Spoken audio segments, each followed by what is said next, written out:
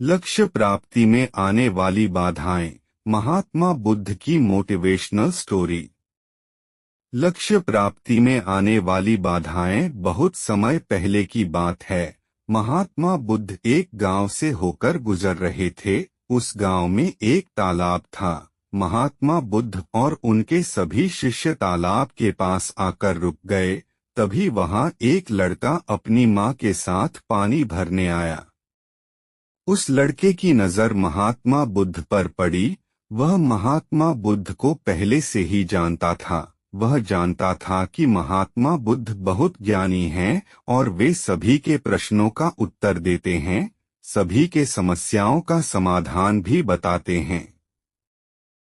वह उनके पास गया और बोला, मैं बहुत बड़ा कुछ करना चाहता हूँ, लेकिन जब मैं कुछ करने का प्रयास करता हूँ तो मैं उस कार्य को पूरा नहीं कर पाता हूँ। मुझे समझ नहीं आता है कि मैं कहाँ गलती कर रहा हूँ। इसलिए मैं आपसे यह प्रश्न पूछना चाहता हूँ कि लक्ष्य को प्राप्त करते समय ऐसी कौन सी कठिनाइयों का सामना करना पड़ता है जिसको पार करने के बाद ही कोई व्यक्ति सफल हो सकता है। महात्मा बुद्ध उस लड़के की ओर मुस्कुराते हुए देखकर बोले, जब तक तुम अपने लक्ष्य की ओर कदम नहीं बढ़ाते हो तब तक सफलता से जुड़ा हर प्रश्न, हर उत्तर अधूरा है। महात्मा बुद्ध ने इस उपदेश को समाप्त कर अपने सभी शिष्यों के साथ आगे की यात्रा जारी रखी। उस लड़के ने भी अपनी मां के साथ घर लौटने का निर्णय किया और घर वापस आ गया। अगले दिन जब वह लड़का अपनी मां के साथ वापस तालाब पर पानी भरने आया तो उसने देखा कि कल तालाब में जो कमल की केवल कलियां थीं, वे आज पूरी तरह से खिल चुकी थीं। उसकी मां को इस पर यकीन नहीं हो रहा था। उसने अपनी मां से कहा, बेमौसम इतने सारे फूल का एक साथ खिलना, ऐसी घटना तो मैंने आज तक नहीं देखी। यह सब महात्मा बुद्ध के यहाँ आने के कारण हुआ है, अर्थात यह उनका ही प्रभाव है। उस समय वह लड़का सोचने में खो गया। उसने तुरंत ही तालाब से एक कमल का फूल तोड़ा और मन में यह सोचना शुरू किया कि यदि तालाब की यह खूबसूरती महात्मा बुद्ध के प्रभाव के कारण है तो मुझे महात्मा बुद्ध से जरूर मिलना चाहिए। शायद वह मुझे कुछ सीखने के लिए संकेत देना चाह रहे हैं। सोचते सोचते उसने तय कर लिया कि वह महात्मा बुद्ध से जरूर मिलेगा। और महात्मा बुद्ध की वो आवाज मन में गूंज रही थी, तुम लक्ष्य की ओर कदम नहीं बढ़ाओगे तब तक सफलता से जुड़ा हर प्रश्न, हर उत्तर अधूरा है। तब उस लड़के ने कमल का फूल एक मटके में रख लिया और उसने यह निश्चय किया कि वह महात्मा बुद्ध से मिलकर ही रहेगा। उसके मन में जो भी प्रश्न थे उनके उत्तर जानने का उसने निश्चय किया। उस लड़के ने तुरंत ही अपनी मां से कहा, मैं महात्मा बुद्ध से मिलने जा रहा हूँ। वे बहुत आगे तक नहीं गए होंगे। अगर मैं जल्दी जल्दी चलूं तो एक दिन में ही मैं उन तक पहुंच जाऊंगा और एक दो दिन में मिलकर घर वापस आ जाऊंगा। उसकी मां ने उसे बहुत समझाने की कोशिश की, लेकिन वह लड़का नहीं माना और तुरंत ही सफर की तरफ निकल पड़ा। वह मार्ग पर बहुत ही तेजी से चल रहा था। बहुत कम समय में ही उसने अपने गांव को पार कर लिया। चलते चलते उसकी थकान बढ़ रही थी, जिससे उसकी रफ्तार कम होने लगी थी, लेकिन उसने हार नहीं मानी। धीरे धीरे चलता रहा और चलते चलते जंगल में पहुंच गया। जंगल को देखकर उसके मन में डर उत्पन्न हुआ।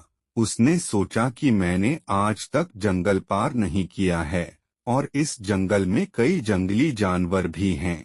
यदि मैं रास्ता भटक गया तो मैं महात्मा बुद्ध तक कभी नहीं पहुंच पाऊंगा, और यदि मैं किसी गलत रास्ते पर चला गया तो मुझे कम से कम 2 दिन और लगेंगे महात्मा बुद्ध तक पहुंचने के लिए, और यदि वह मुझसे बहुत आगे निकल जाते हैं तो मुझे बाकी रास्ते भी पता नहीं चल पाएंगे। और फिर मैं उनसे कभी नहीं मिल पाऊंगा। वह लड़का इसी सोच विचार में डूबा हुआ था। तभी उसने देखा कि उसी रास्ते से एक घोड़े की सवारी आ रही थी। लड़के ने उस घुड़सवार से कहा, क्या तुम मुझे जंगल पार करवा दोगे? मुझे महात्मा बुद्ध से मिलना है और मुझे ये कमल उन्हें देना है। इस पर घुड़सवार ने कहा, मैं आपको जंगल पार नहीं करवा सकता, लेकिन मैं आपकी मदद कर सकता हूँ। यह कमल वाला मटका मैं महात्मा बुद्ध तक पहुँचा सकता हूँ। उस लड़के ने फिर सोचा और विचार किया, यदि मैं पैदल चलूं तो बहुत समय लगेगा और शायद मैं महात्मा बुद्ध से मिल न पाऊं, लेकिन यदि मैं इस मटके को घुड़सवार को दे दूं तो वह बहुत जल्दी महात्मा बुद्ध तक पहुंचा देगा। इससे मेरा काम आसान हो जाएगा और मैं जो मन में चाहता हूं वो भी पूरा हो जाएगा। काफी समय सोच विचार करने के बाद वह निर्णय लिया कि वह मटके वाला कमल घुड़सवार को दे देगा। वह उस मटके को उस घुड़सवार के हाथों सौंपने ही वाला था कि तभी उसे याद आया कि इस कमल को महात्मा बुद्ध तक पहुंचाने के पीछे उसका क्या उद्देश्य था। वह किस उद्देश्य से यह कमल महात्मा बुद्ध के पास ले जा रहा है। तभी उसके मन में एक और विचार आया कि अगर मैं यह मटके वाला कमल लेकर महात्मा बुद्ध तक नहीं पहुंचा तो मेरे प्रश्नों का उत्तर मुझे कैसे मिलेगा, और हो सकता है कि मेरे जीवन में यह एक ही मौका है जिससे मैं महात्मा बुद्ध से मिल सकता हूं और अपने सभी प्रश्नों के उत्तर जान सकता हूं। यह सोचकर उसने निर्णय लिया कि वह यह मटका नहीं देगा, मैं इसे खुद ही उन तक पहुंचाऊंगा। काफी कुछ सोचने के बाद वह घुड़सवार से कहता है, मैं यह मटका खुद ही उन तक पहुंचाना चाहता हूं क्योंकि उनसे मिलना मेरे लिए बहुत जरूरी है। मेरे मन में कई प्रश्न हैं जिनके उत्तर मुझे उनसे जानना है, इसलिए मैं यह मटका खुद ही उन तक ले जाऊंगा। आपका बहुत बहुत धन्यवाद, आपने मेरे लिए इतना समय निकाला। कृपया मुझे आगे का रास्ता बता दीजिए, मैं उसी रास्ते से चला जाऊंगा। घुड़सवार ने उसे आगे का रास्ता बता दिया तो वह उसी रास्ते पर चलने लगा। अब शाम होने की बेला थी और उसके मन में अनेक सवाल उठने लगे। शाम के समय अगर वह जंगल में भटक गया तो क्या होगा? महात्मा बुद्ध से कैसे मिल पाएगा? और अगर मिल न पाया तो क्या उसकी यात्रा बेकार हो जाएगी? ऐसे सोचते हुए उसे पछतावा होने लगा। वो मन ही मन खुद को कोसने लगा और कहने लगा, शायद अच्छा होता अगर मैंने इस मटके को उस घुड़सवार को सौंप दिया होता, तो इससे कम से कम वह महात्मा बुद्ध तक पहुंचाकर वो अपने घर भी लौट जाता। उस लड़के के मन में तरह तरह के विचार घूम रहे थे कि ऐसा होता तो क्या होता, वैसा होता तो क्या होता, अगर रास्ता भटक गया तो क्या होगा। जब उस लड़के की नजर कमल की ओर पड़ी तो उसे महात्मा बुद्ध की याद आई। महात्मा बुद्ध के चेहरे पर उसने एक ठहराव और अप्रतिम शांति देखी थी। उनकी मुस्कान ने उसमें प्रेरणादायक ऊर्जा का संचार किया था। उसने समझा कि उसकी यात्रा का उद्देश्य न केवल महात्मा बुद्ध से मिलना है, बल्कि उनसे बहुत कुछ सीखना भी है। उसके मन में महात्मा बुद्ध से मिलने की तीव्र इच्छा फिर से जागृत हो गई और वह अब निश्चित था कि वह अपने मार्ग पर आगे बढ़ेगा। जब उसने जंगल की सीमा को पार कर लिया तो उसने महसूस किया कि जब जब वह अपने उद्देश्य को याद करता है तो रास्ते की मुश्किलें कम होती जा रही थी। यह घटना सिर्फ उस लड़के की कहानी नहीं है, बल्कि यह हर व्यक्ति के साथ होती है। जब हम अपने उद्देश्य को याद रखते हैं तो हमारे मार्ग में आने वाली रुकावटें छोटी पड़ जाती हैं और हम उन्हें आसानी से पार करके अपने लक्ष्य की ओर बढ़ते हैं। इसके बाद उस लड़के को यह एहसास हुआ कि उसे अपना उद्देश्य याद रखना है और धीरे धीरे आगे बढ़ते रहना है। उसने सभी चिंताओं को छोड़ दिया और आगे बढ़ता गया। हालांकि चलते चलते वह काफी थक चुका था और जब उसने जंगल को पार किया तो उसे एक छोटी सी कुटिया दिखाई दी। उस कुटिया में एक सुंदर स्त्री रहती थी। वह लड़का थक चुका था और जोरों की प्यास महसूस कर रहा था। वह कुटिया में चला गया और वहां पर उस स्त्री से पानी मांगा। उस स्त्री ने उस लड़के को पानी पिलाया और लड़के से पूछ वो इस तरह क्यों भटक रहा है, तो उस लड़के ने उत्तर दिया कि वो महात्मा बुद्ध के ज्ञान की अभिलाषी है और वो उनसे मिलना चाहता है।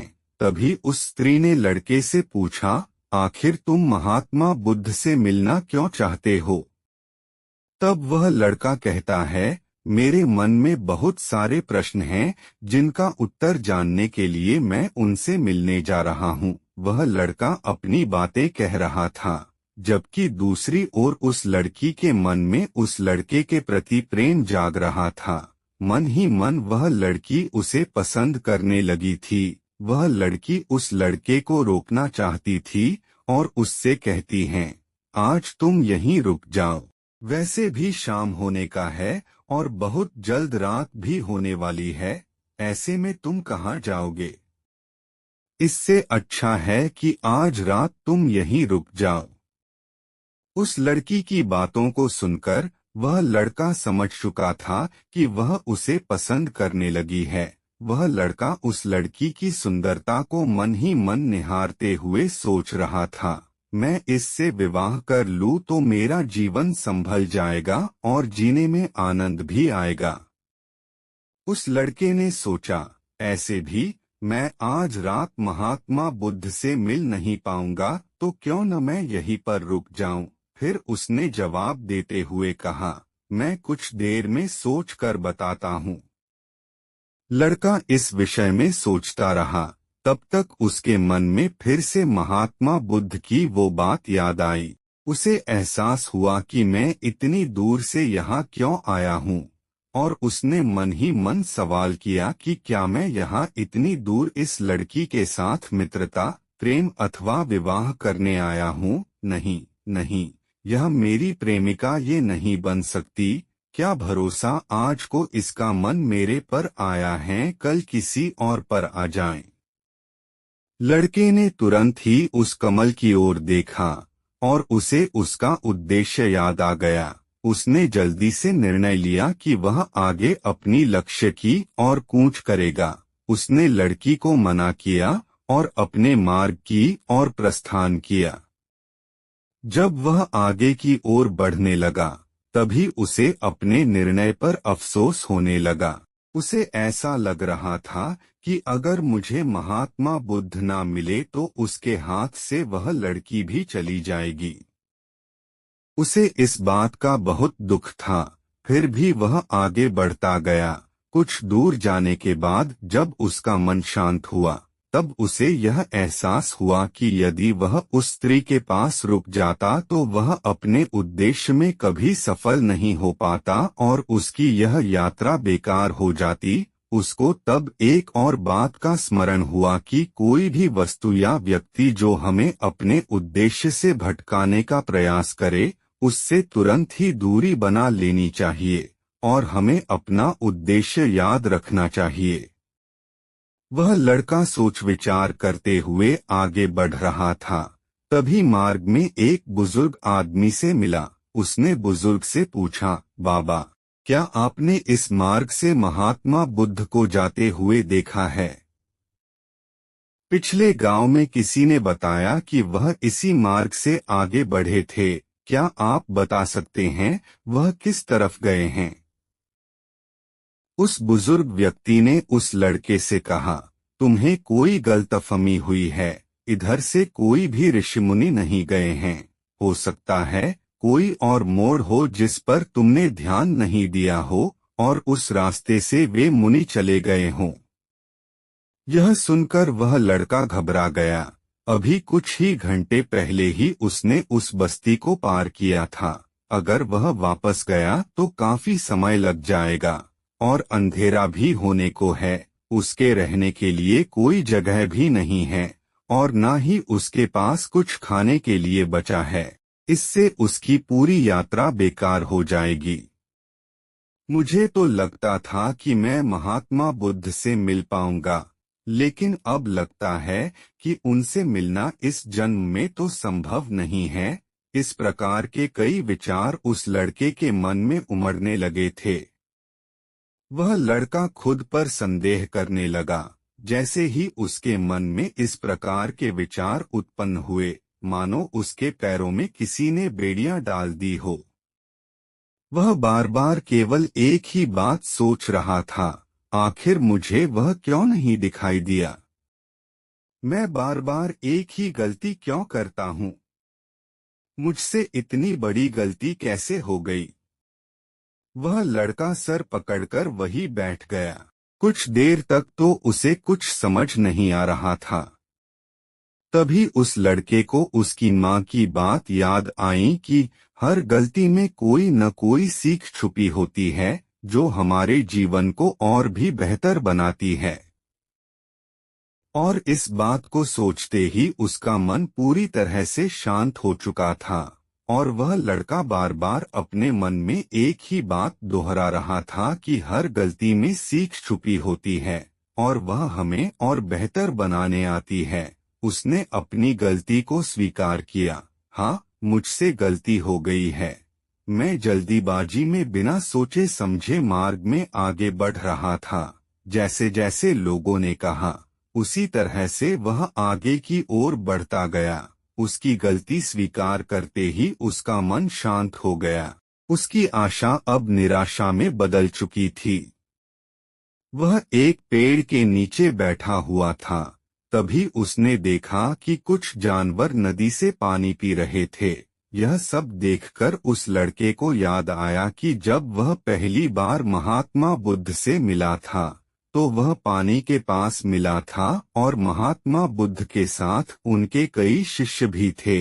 सभी को पानी की जरूरत तो पड़ेगी ही। इस बात पर उस लड़के को तुरंत यह समझ में आया कि बुद्ध भी उसी रास्ते से भ्रमण कर रहे होंगे।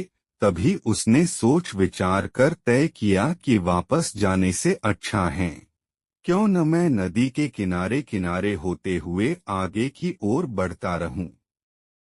ऐसा सोचते ही उसने तुरंत रास्ता बदल दिया और अब नदी के रास्ते आगे बढ़ता गया। जैसे जैसे वह आगे बढ़ता गया, उसका मन और भी हल्का होता गया।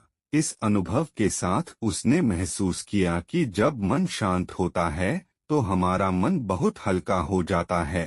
हम जल्दबाजी नहीं करते और न ही किसी में या खुद में कमियां ढूंढते हैं।